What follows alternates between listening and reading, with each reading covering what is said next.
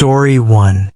In my mid-30s, about 10 years ago, I worked as a security personnel at a cemetery. It was located in a not-so-great part of the city, so having someone on site 24/7 was necessary. Even then, we'd still get people sneaking in and spraying graffiti on the stones, or even trying to dig up graves. Most of these stunts happened at night, which was good for me because I always worked the evening shift, usually from 2 to 10. Granted, I'd still have to be there alone for a couple of hours into the night between 8 and 10, but it was still much better than the alternative graveyard shift. On this day, I was warned about some people coming by the cemetery at random hours and just sort of stalking the place. It had been going on for a few days, and the other workers weren't sure who they were or what they were doing. Said I'd keep an eye out. By 6 o'clock, the other workers had left, and it was just me. This was always my favorite half of my shift because I wouldn't have to worry about looking like I was busy the whole time. If we're being real, there wasn't ever much point to me being there when the other workers were around too. Anyway, if you don't already know, the job is made up mostly of riding around in a golf cart and making sure nothing is going on. From 6 to 8, I drove around and picked up a few pieces of trash left in the yard. There were a few more visitors that came, and at 8:30 I waited for the last people to leave. Then I went to lock up the front gate. While wrapping the chain around the bars and putting the lock on, I noticed a group of people on the other side of the road. They were facing my direction like they were watching me. I finished securing the gate, then got back in my cart and drove off. I knew that it was likely the group I was told to keep an eye out for, so I parked the cart in a spot where I could still see them. There were 3 people. From what I could see, they stayed in the same spot for a couple minutes before walking away. I drove around making sure they weren't trying to find a way in on the sides, but I didn't see them. Around 9 o'clock, I parked by the front gate again for a few minutes when I heard a sharp sound echo through the field. I whipped my head around in the direction it came from, but it was too dark to see. I started the cart back up and made my way through the field. The sound was so echoey and loud that I couldn't tell if it was from inside the cemetery or from just outside of it. As I drove through, I started to see some figures in the distance, only 2 figures, though not the 3 I'd seen earlier. As I pulled closer, they noticed me, turning their bodies to face me but not running. I stopped the cart maybe 15 feet away and got out. Place closes at 8:30. You gotta go, I called out. I took a few steps forward. Do I really have to call the cops? I said, getting more irritated and slightly more nervous. That's when I noticed one of them was holding something. It was a shovel, but they weren't really standing close to any gravestones. I looked down at the ground next to them, and there was a clear spot they'd been digging in. Then out of nowhere I heard a guy behind me. The two started running, and the one behind me ran in a different direction. I got in the cart and turned it on to try and chase the one guy, but right away I could feel that something was wrong with the cart. It was shaking and wobbling when I tried to drive it. I got out, and it was clear that the two left tires had been slashed. I frantically called the police and ran to the main building. Thankfully, the group didn't seem interested in chasing me, but seeing as they had likely slashed the tires with a knife and that there were 3 of them, I was terrified. When the police arrived, the group was long gone, but we did find the half-dug-out hole they made and were really confused by it until we found something else. Along the fence not far from the hole they were digging, we found a body bag. Yes, unfortunately there was a body in it. After some days went by, it came out that the man in the bag was part of some gang and must have been killed in a shooting. What we think is that the group was trying to dispose of the body discreetly and thought that if they dug a grave and buried him in a cemetery, then it would blend in and nobody would find it. I can't say it was a terrible plan, but the execution of it wasn't the best. Although none of the men in the group were ever found or identified. Story 2. I work at a cemetery on the edge of my town. It's a small one, being only a few acres of land. I've been working there for a year at the time, and I hated every minute of it, not really because it was a cemetery, but just because it was boring.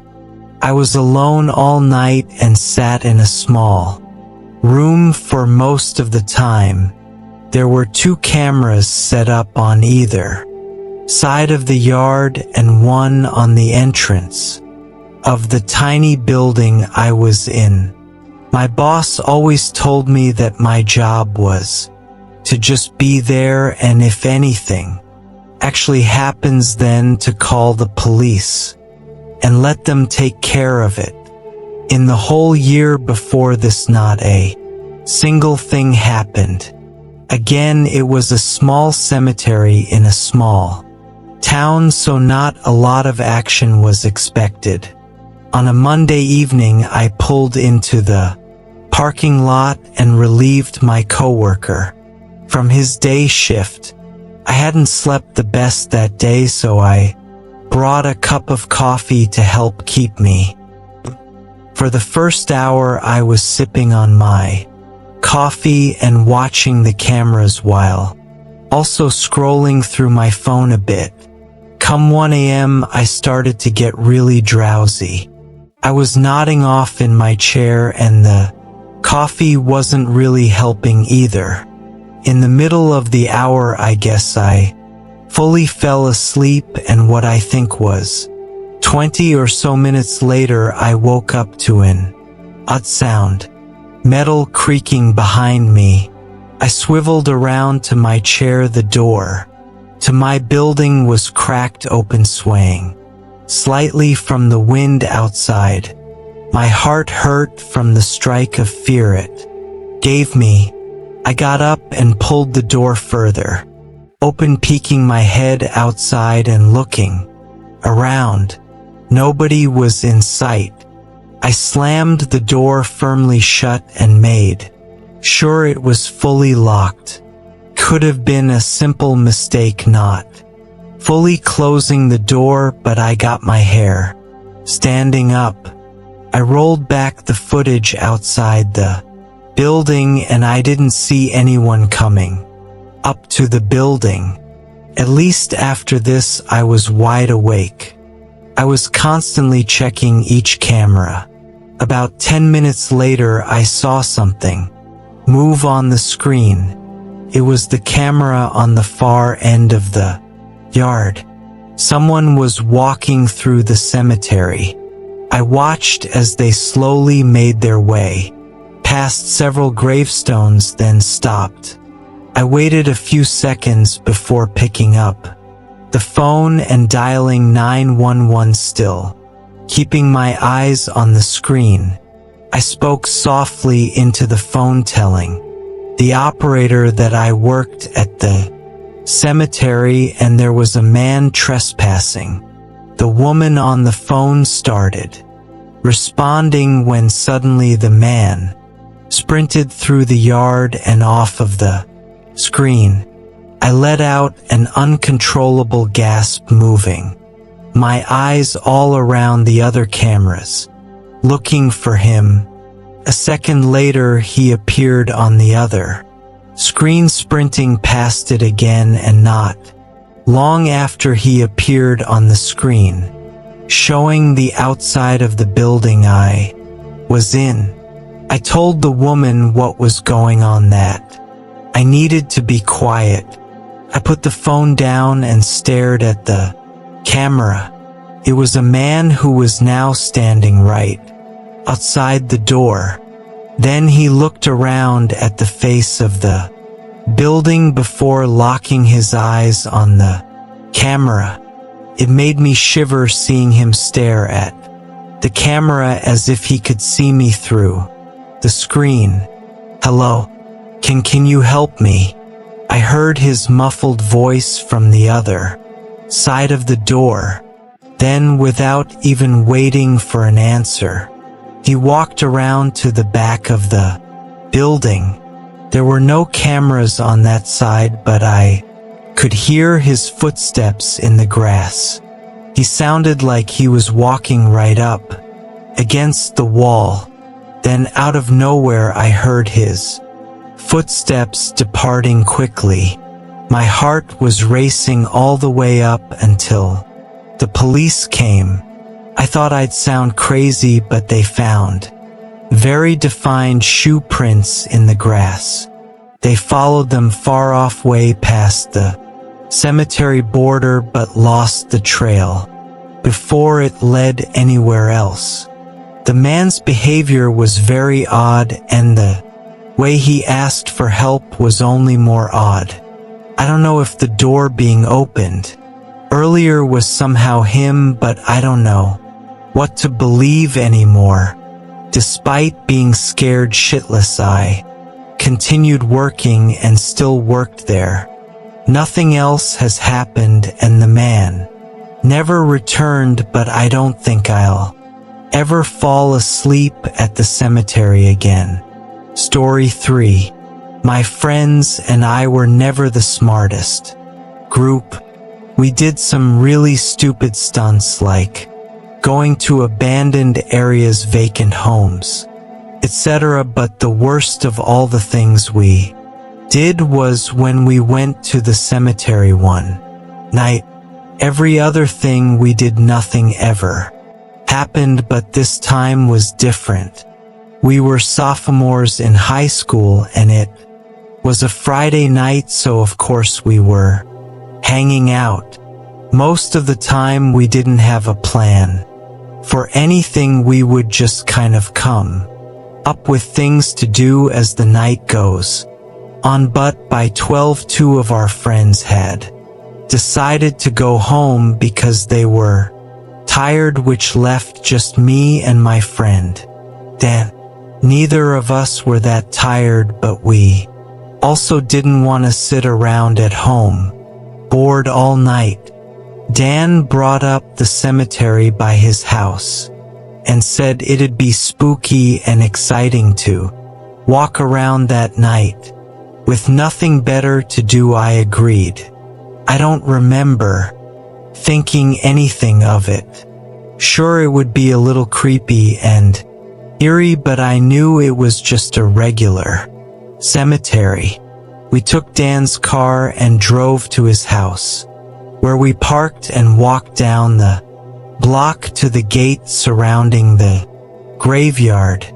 There was a huge entrance gateway, but the gate that went around the perimeter was more of a short wooden fence. We climbed over with ease, and right away, we got a rush of adrenaline. It was a creepy place, no doubt. There was almost no light, only a few dim standing lamps spread across the graveyard. I'm not sure what our goal was, but I think it was just to walk across the whole place without getting scared and then leave.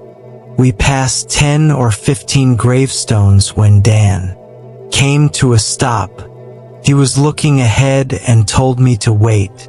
I couldn't see much, but in the distance, I could barely make out a figure standing next to one of the gravestones, walking closer to us. Both me and Dan were unsure what to do, and just stood there. We both assumed we had totally been caught by one of the graveyard keepers and were probably gonna get arrested or something. The man stopped several feet away, still too far for us to get a good look at him. "What are you two doing here?" he asked. Dan nervously said that we were just exploring. "Well, I'm gonna have to show you two out," he said. He told us to follow him and began walking back in the direction he came in. I think both of us were regretting not running away when we first saw him. As we walked behind him, he passed under one of those standing lamps in both Dan and I immediately froze. The man was wearing ragged clothes, nothing like a graveyard keeper would be wearing. This guy looked like he was homeless. The man must have heard us stop. He turned around and you could see in his face that this man was crazy. He took a step toward us. "Come here," he said angrily. Dan turned and ran, and I did the same. The man's footsteps behind me were so close it felt like he was going to tackle me at any second. My adrenaline kept me going, and we managed to jump the fence. We heard the man stop on the other side, then punch the wood fence in frustration. We immediately went home and told no one, except for our friends, because we knew what we were doing was illegal. Both of us think that that man was some homeless person who was probably trying to rob us or maybe do something much worse. Luckily, we never made the mistake of going back there again.